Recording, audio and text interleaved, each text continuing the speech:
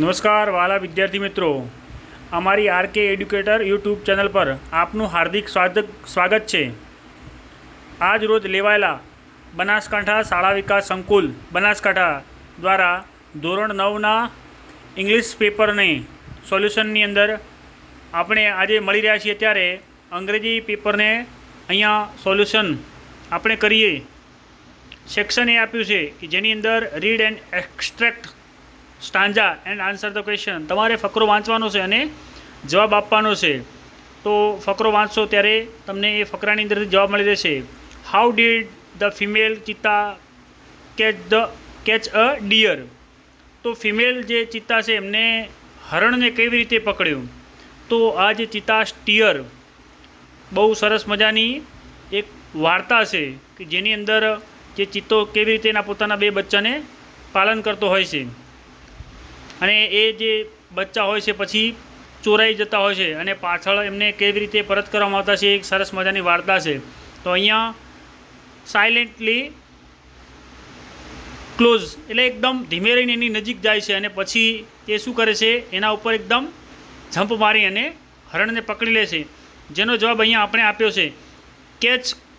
તો cheetah scrolling silently closer to the grazing animals then she left and caught the deer. તો એનો જવાબ છે। બીજો પ્રશ્ન છે how many cubs were there in the bush? તો ઝાડીની અંદર કેટલા બચ્ચા હતા? તો there are 2 cubs young cubs, જેનો આપણે અહીંયા જવાબ આપ્યો છે there were 2 cubs in the bush. ઝાડીની અંદર 2 બચ્ચા હતા। પ્રશ્ન નંબર ફરી બીજો ફકરો છે ને એની અંદરથી પ્રશ્ન પૂછ્યા હુ વોઝ સ્પેસ્ટિક્સ? તો અહીંયા એનો જવાબ આપ્યો છે કે રેશમા વોઝ સ્પેસ્ટિક્સ। એનો બીજો જવાબ આપ્યો છે હાઉ ઓલ્ડ વોઝ રેશમા? તો રેશમા કેટલા વર્ષની હતી? તો રેશમા 14 યર એટલે 14 વર્ષની હતી, જેનો જવાબ અહીંયા આપણે લખીને આપ્યો છે રેશમા વોઝ 14 યર ઓલ્ડ। તો એ રીતે આપણે અહીંયા જવાબો સાથે લખીને મૂક્યા છે। પછી બીજો વળી ફકરો આવ્યો છે અને એની અંદર પ્રશ્ન પૂછ્યા છે where is the valley of flower located? તો જે ફૂલોની વેલી હતી એ ક્યાં સ્થાપાઈ હતી?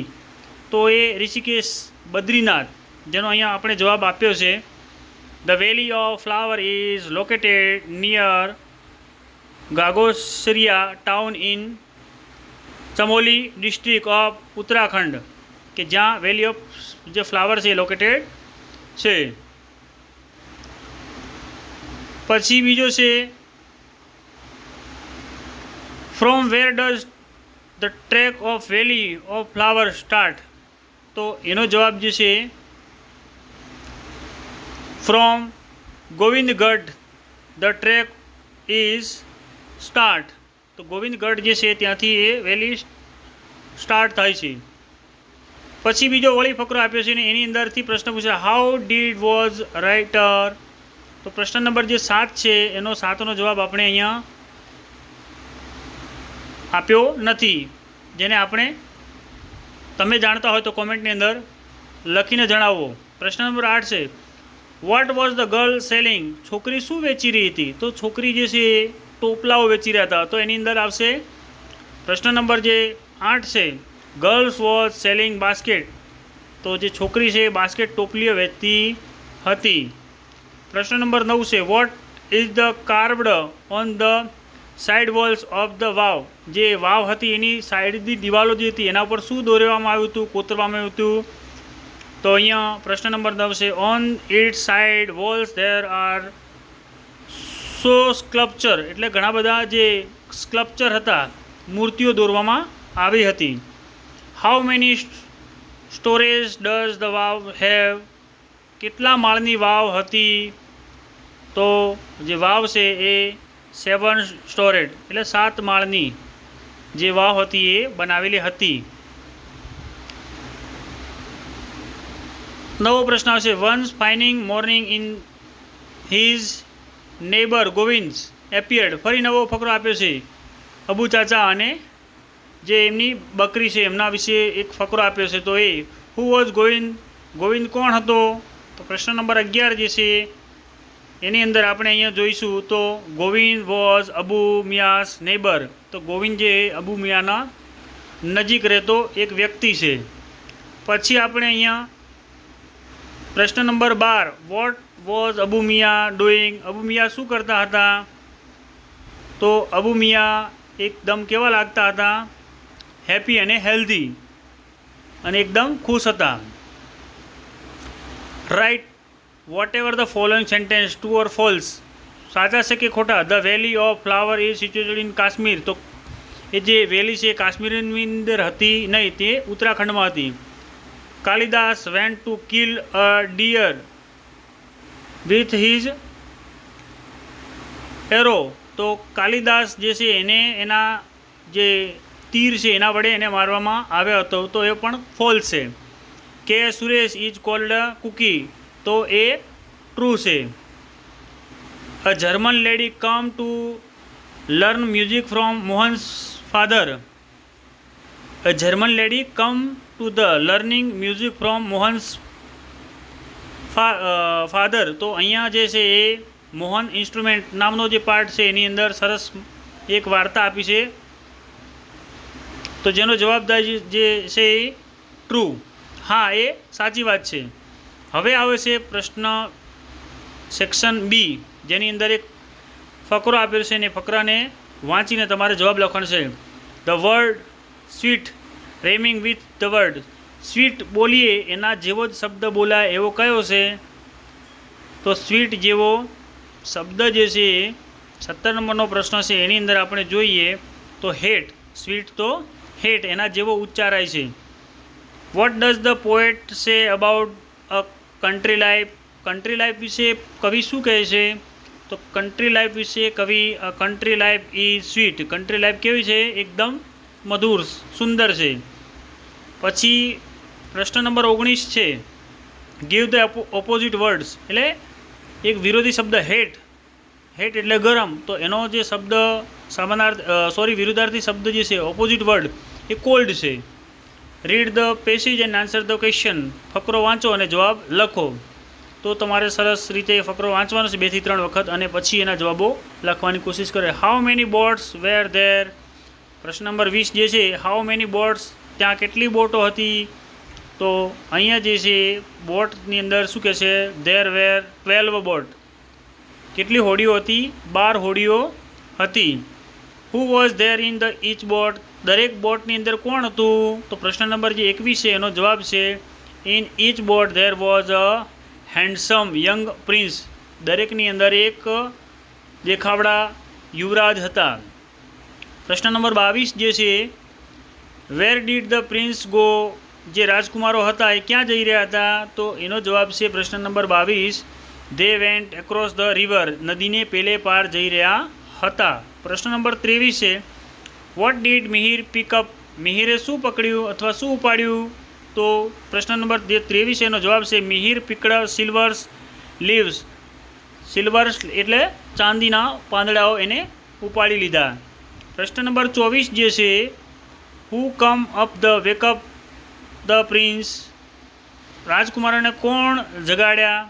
તો પ્રશ્ન નંબર જે 24 છે એનો જવાબ જે છે the nurse come up to the wake up the prince.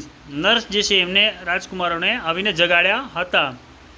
ત્યાર પછી read the data and answer the question. Cash memo, R N. Patel, newspaper. અહીંયા એક તમને ન્યૂઝ આપ્યા છે, એડવર્ટાઇઝ આપેલી છે, અને એ એડવર્ટાઇઝ ઉપરની અંદર તમને અલગ અલગ વસ્તુઓ દર્શાવેલી છે જેની કિંમતો છે અને વસ્તુના નામ છે. Who is the newspaper supplier. Newspaper supplier કોણ છે? તો આર.એન. પટેલ જે છે ન્યૂઝ સપ્લાયર છે. For how many month is this bill. આ કેટલા મહિનાનું બિલ છે? તો એક જ મહિનાનું છે. 1/1/2025 થી 31/1/2025 એક મહિનાનું 1 month bill. What is the name of the English newspaper. English ન્યૂઝપેપરનું નામ શું છે? તો the Times of India is English newspaper. In whom name is the bill. કોના નામે બિલ છે? તો અહીંયા રાજેશ પટેલ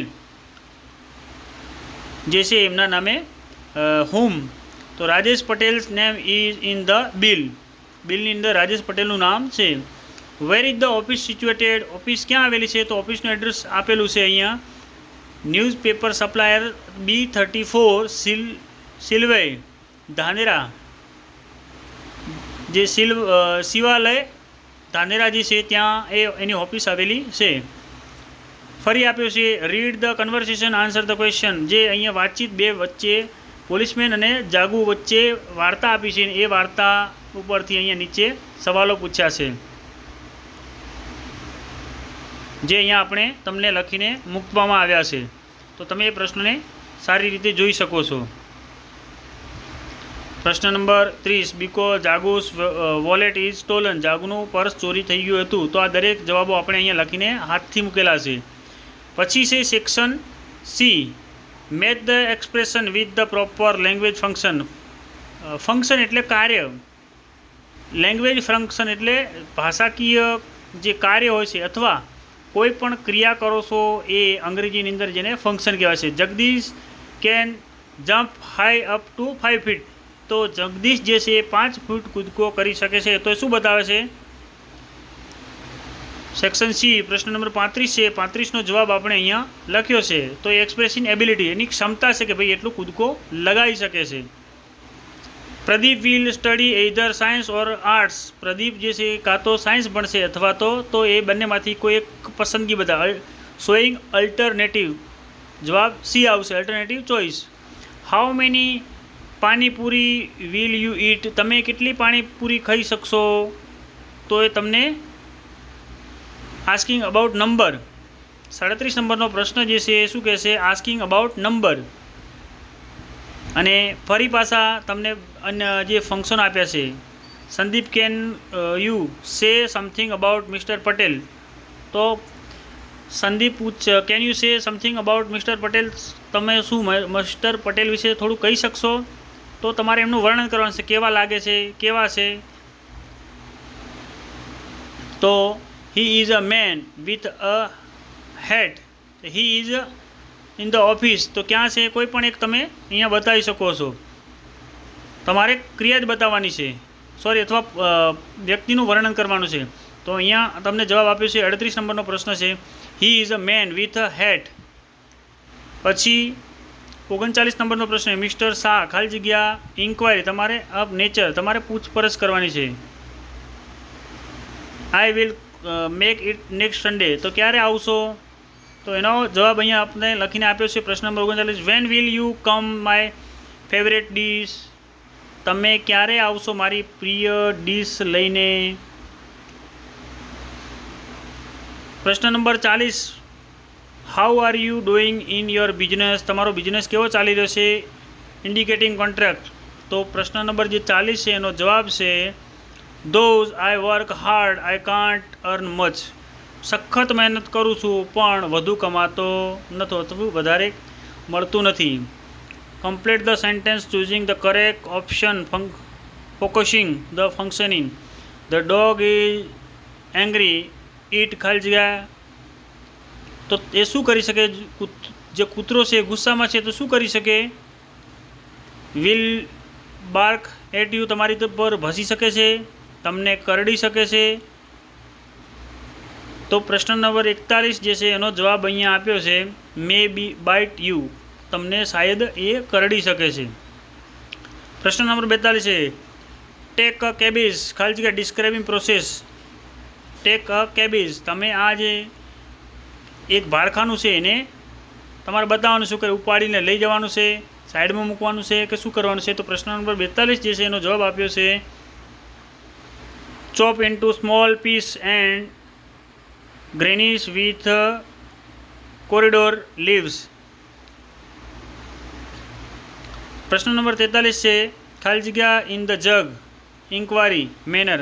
મેનર એટલે એક રીત, પૂછવાની રીત. પ્રશ્ન નંબર 43 છે એનો જવાબ છે how much water is there in the jug. જગની અંદર કેટલું પાણી છે? એ રીતે પ્રશ્ન નંબર 44ની અંદર તમારે શું કરવાનું છે? ખાલી જગ્યા ભરવાની. The stars also began to ખાલી જગ્યા 1 by 1 ખાલી જગ્યા light appeared in the east the first ખાલી જગ્યા ઓફ ધ સન. સો ચાંદની લેઇંગ ઓન ધ ગ્રાઉન્ડ. તો પ્રશ્ન નંબર 44 જે છે એની અંદર ખાલી જગ્યાઓ જે છે ભરવાની છે. પહેલાં ખાલી જગ્યાની અંદર ડિસેપિયર, બીજીની અંદર ફેન્ટ, ત્રીજીની અંદર રેઝ. પ્રશ્ન નંબર 44 છે તો એની અંદર આપણે ખાલી જગ્યાઓ કઈ કઈ ભરવાની તે જોઈ. પછી આવશે પ્રશ્ન number D, read the dialogues, complete the indirect narration given below. તો આ જે છે એને ઇનડાયરેક્ટ પ્રત્યક્ષ જે કથનમાંથી અપ્રત્યક્ષ કથન કરવાનું હોય છે. જેમ કે આપણી બે જણોની વચ્ચે વાત થતી હોય તો એ વાતચીતને ત્રીજા જણને કહેવાની હોય ત્યારે તમે તમારી ભાષામાં એને કહેતા હોવ છો. તો એ રીતે અહીંયા તમારે કરવાનું છે. પ્રશ્ન નંબર 48, તો 48નો જવાબ આપણે અહીંયા લખીને આપ્યા છે, ખાલી જગ્યાઓ જે ભરવાની છે તે. પ્રશ્ન નંબર 49 જે છે એ શું કહેશે? Join the following sentence using the appropriate conjunction યોગ્ય સંયોજકોનો ઉપયોગ કરી અને તમારે વાક્ય પૂર્ણ કરવાનું છે. કટ ધ ટ્રી, ખાલી જગ્યા lose the rain. Cut the tree so lose the rain. ઝાડ કાપ્યા તેથી વરસાદ ઓછો પડે છે.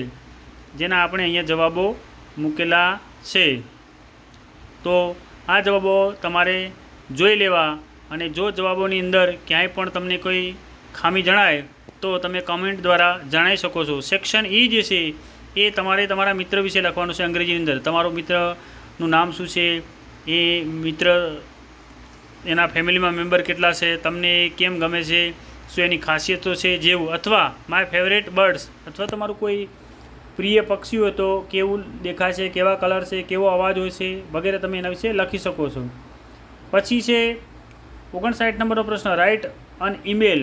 અત્યારે ઈમેલ જે છે એ તમે ફોનની અંદર અન્ય વ્યક્તિને મૂકતા હોવ છો કે જેની અંદર તમે લખાણ અને સાથે ડોક્યુમેન્ટ જોડીને પણ મૂકો છો. તો અહીંયા તમને ઈમેલ આપી દેવામાં આવ્યું છે અને જેનો ઉપયોગ કરી અને તમારે કેવી રીતે મૂકી શકાય એ દર્શાવવાનું છે. એના અથવામાં તમારે 75 શબ્દમાં સેલિબ્રેશન ટીચર્સ, શિક્ષક દિવસના દિવસે તમે શું કર્યું, કોણ કોણ શિક્ષક બન્યું, કેવો દિવસ રહ્યો, તમને કોણે કયો વિષય ભણાવ્યો, જેના વિશે તમારે લખવાનું છે.